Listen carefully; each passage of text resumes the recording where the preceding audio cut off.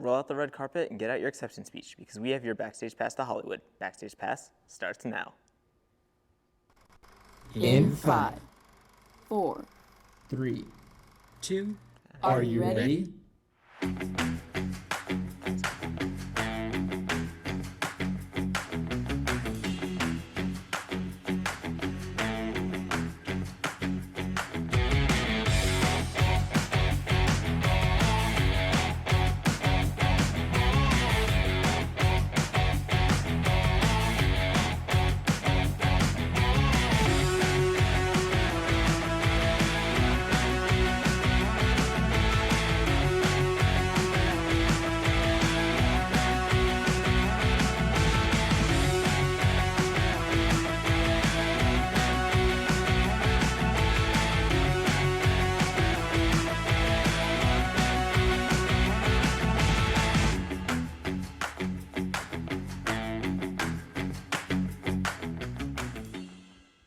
Hey Explorers!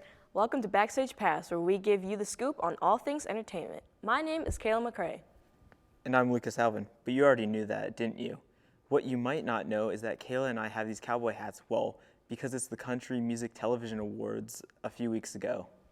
What kind of host would we be if we didn't dress for an occasion? Anyways, a quick rundown of who won that night. Country singer and rapper Jelly Roll has taken home a whopping 3 awards. One for Male Video of the Year for his song Need a Favor, one for Video of the Year overall for the same video, and CMT Performance of the Year for his 2023 performance of the same song. If Jelly Roll won this many awards for this one song, it has to be good.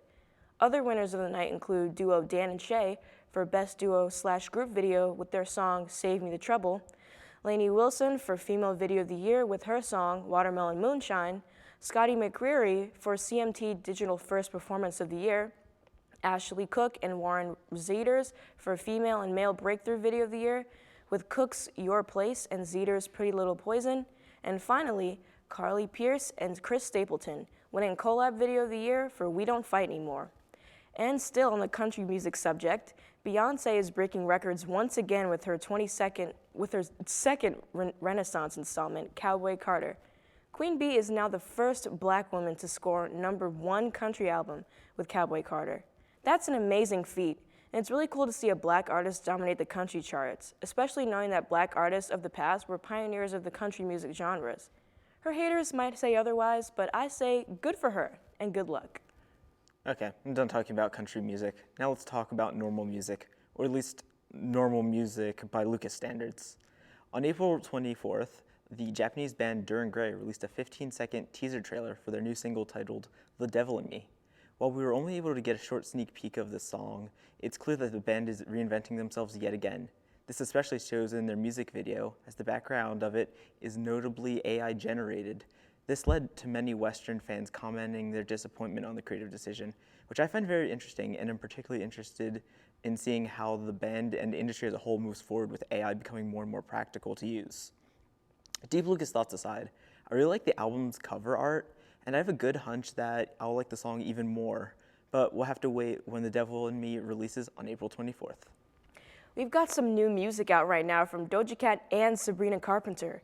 Scarlet 2 Claude, Doja's deluxe version of her 2023 album, Scarlet, has officially dropped on April 5th, which strangely enough was the same day as Chappell Roan and JoJo Siwa's singles Good Luck Babe and Karma. April 5th sure was the magic number this year. Scarlet 2 Claude contains 7 new songs, and the cover art appears to be a close-up of Doja's hair on the back of her head. Very interesting. On the other hand, Sabrina's new song, Espresso, was released along with the music video on April 12th. I'm loving what I see of this music video so far. It's colorful, it's bright, and it reminds me of summer, which are the vibes I need right now to get me through this semester. I can't wait to take a listen. I too am trying to survive this semester, Kayla, so I'll have to borrow that idea. Fortunately for me and my sleep deprivation, our third co-host, Patrick O'Hara, has a segment all about new music that will get you and your playlist ready for the summer. Take it away. Is it getting hot in here, or is it just me? Now that spring is officially here, I just can't help but think about how summer is upon us.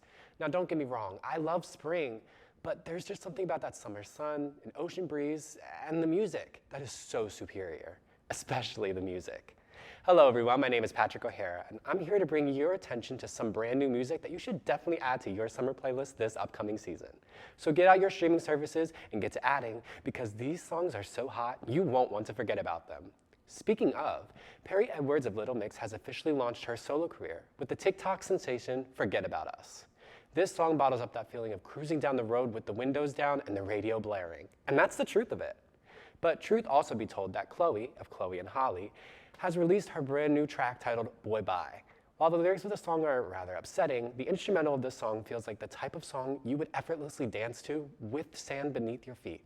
And if I'm being honest, her vocals are phenomenal, and I really like it. And hopefully you'll like it, like I do. Like me. Speaking of things I like, Omar Apollo's new song titled Spite has been on non-stop repeat for me lately. Spite just has this nostalgic, summery feeling that is just irreplaceable.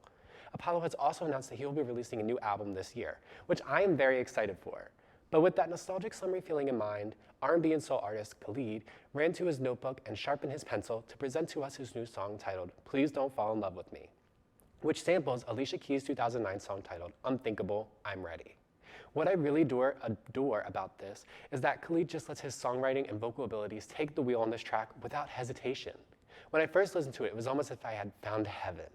Speaking of finding heaven, Conan Gray recently released his album titled Found Heaven, and while I adored every single track, Lonely Dancers embodies that 80s summery night vibe that I feel is essential for any summer playlist, especially yours. And I love nights like that, with flashing lights that are just so reminiscent of 90s paparazzi.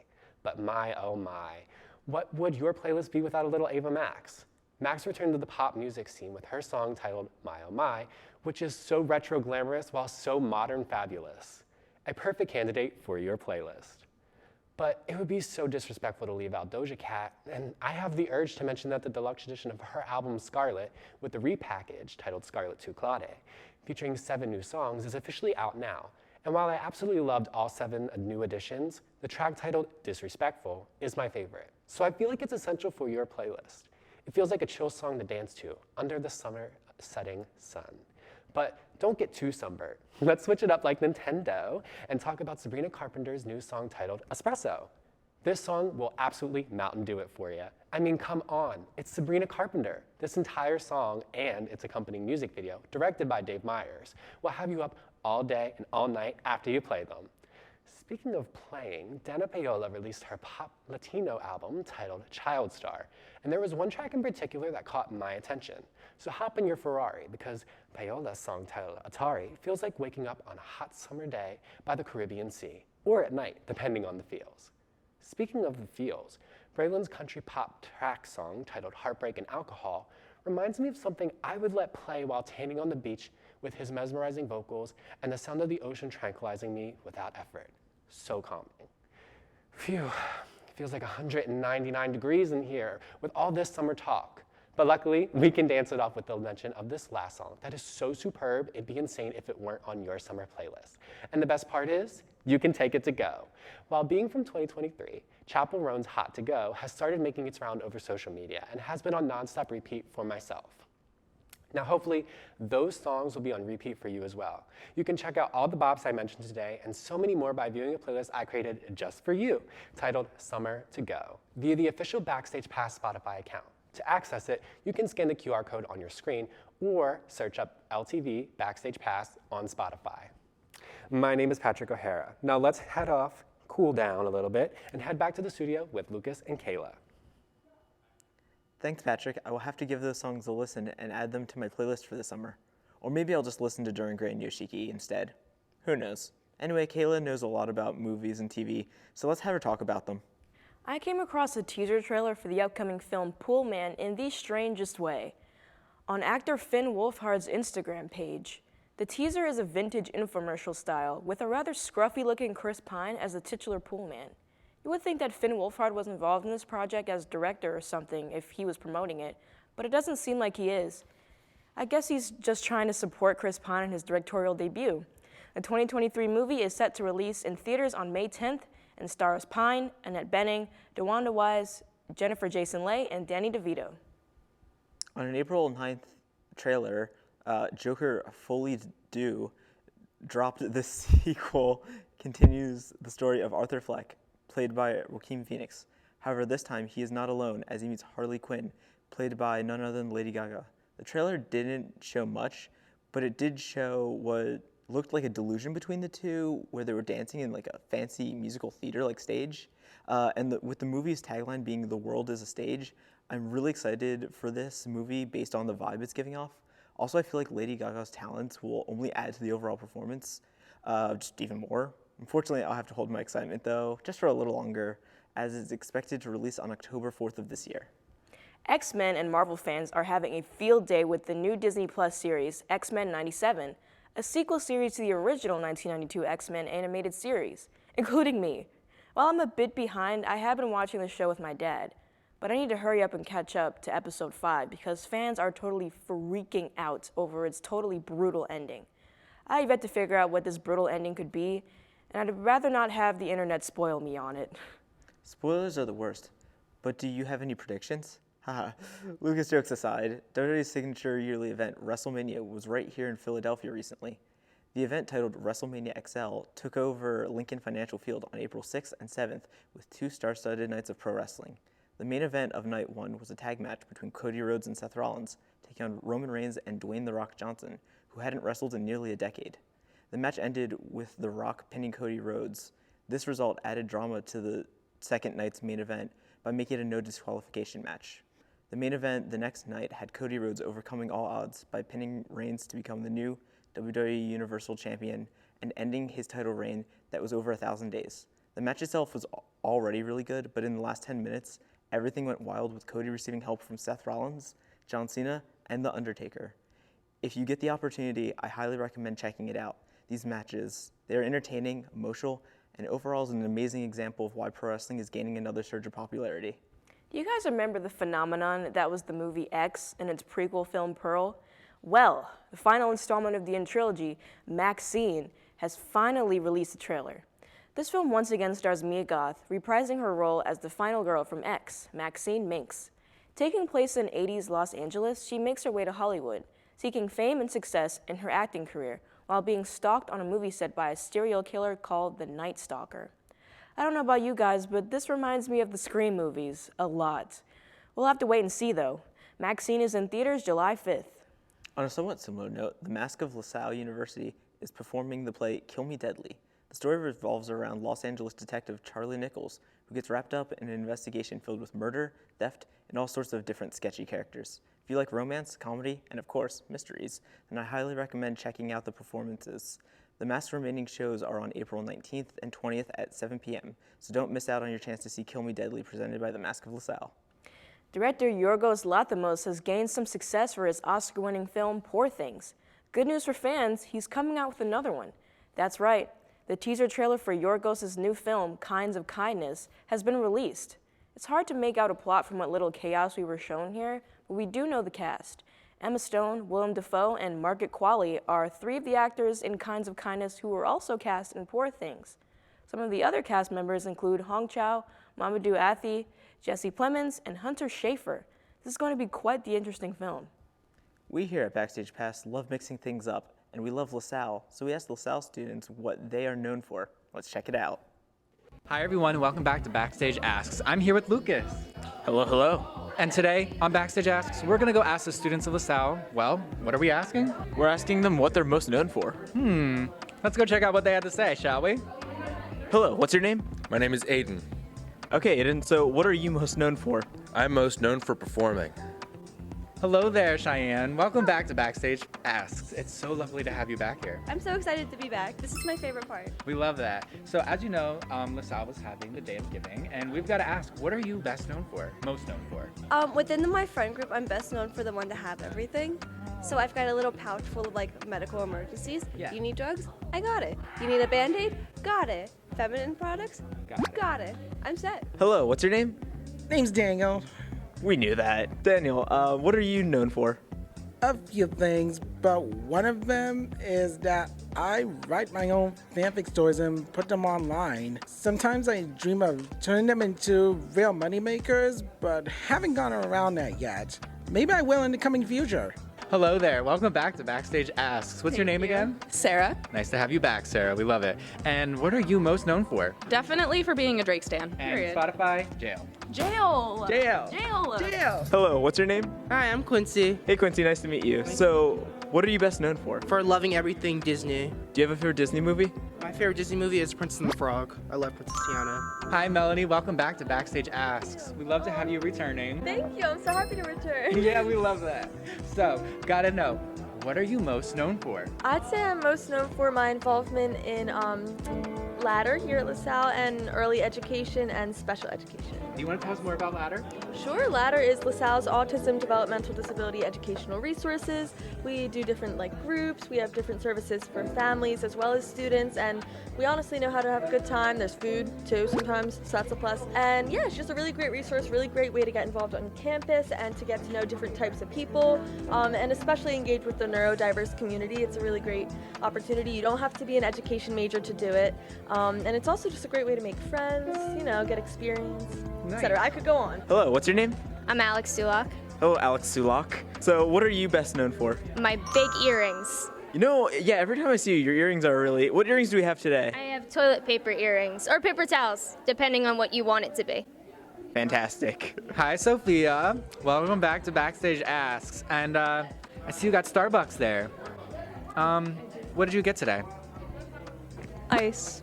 Anyways, what are you most known for? Starbucks. Hello, what's your name? My name is Jack. Whatever. Anyway, person named Jack. What are you best known for? Getting no respect. Hello there, Issa. Welcome back to Backstage Ask. Yes, you are. How do you feel about returning? I feel like not a brand new person, but I am. What are you most known for? I'm most known for crochet because I'm part of the crochet club with Stitch and Witches, so I'm almost at every table. So if you haven't seen me at the table, it's not a real club. Do you want to tell us more about Stitch and Witches? Do you guys have any events coming up? Okay, so mostly it's a bunch of girls who like to crochet, and we'll crochet a bunch of things, and we sell them to either fund our yarn stash or fund our activities. Hello, what's your name? I'm Hannah. Hey, Hannah. Hello. What are you most known for? I'm known for being clumsy. Me too, though. Hi, Gabby. How are you doing today? Dreadful. Well, we're here to brighten up your day with Backstage Asks, and we gotta know, what are you most known for? I am most known for both simping and bullying my crush in the same breath. Ain't that the truth?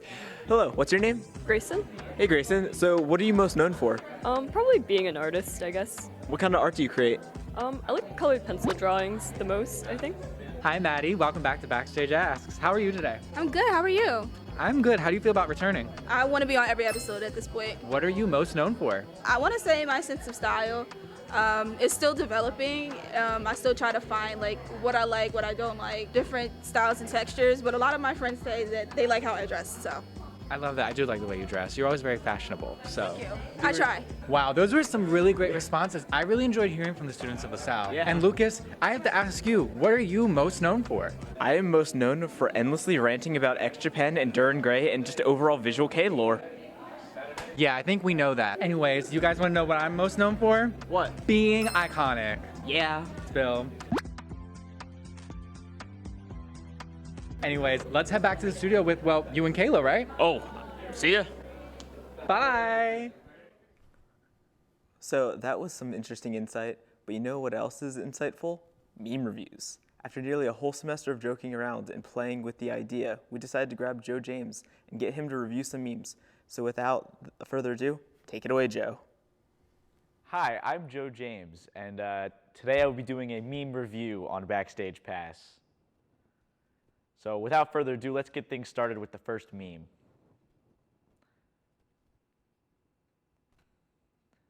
How to be good at talking. Polite greeting, name, relevant personal link, manage expectations. Hello, my name, a classic from Princess Bride, Inigo Montoya, you killed my father, prepare to die. He covers all the bases. I give this meme four Spanish swords out of 5 Spanish swords. It's pretty good. Good movie. Watch Princess Bride. Very good movie. Heath Ledger died on January 22nd, 2008. Pokemon Platinum version came out on September 13th, 2008. There's only one thing to...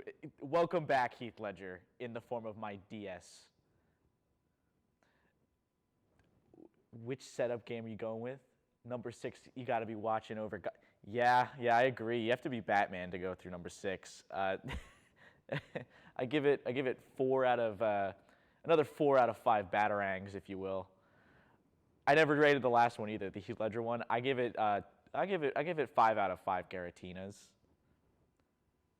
The Thinker, colorized, a classic. That is a handsome gent right there. I give that 10 out of 5.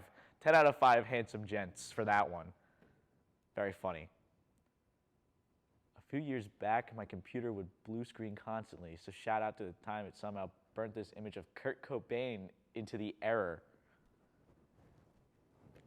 I give that 3 out of 5 Nirvana albums. It's funny, but didn't really get me going that much.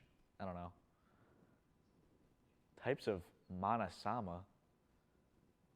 Somebody strawberry sama, raspberry sama, blueberry sama, banana sama. I don't get it. I'm gonna give it 0 samas out of 5 samas because I don't get it. That's just John Cena with a Hello Kitty skateboard. Are you kidding me? I give that 5 out of 5 John Cenas with a skateboard. That is awesome. I couldn't even, honestly, I just saw the skateboard. I just knew it was John Cena because there was nothing there. It was just a floating skateboard. Hope this message reaches you well. That's funny. I like animals. I give that 4 out of 5 porcupines. When you finally got a fairy tale ending, but it's a German fairy tale. See, I like that. That's dark. Dark humor. Is that what the dark humor they're talking about? You know, it's very funny because German fairy tales are kind of messed up. I'm not gonna lie. What I mentally picture whenever someone says Riz, that is the classic Muppet. Riz? I think that's what his name is. He's funny. He was in Muppets Christmas Carol. I recommend watching that if you haven't seen it. Got Gonzo in it too. I'm very partial to Fozzie Bear myself, so I give that 3 out of 5 Menomenas.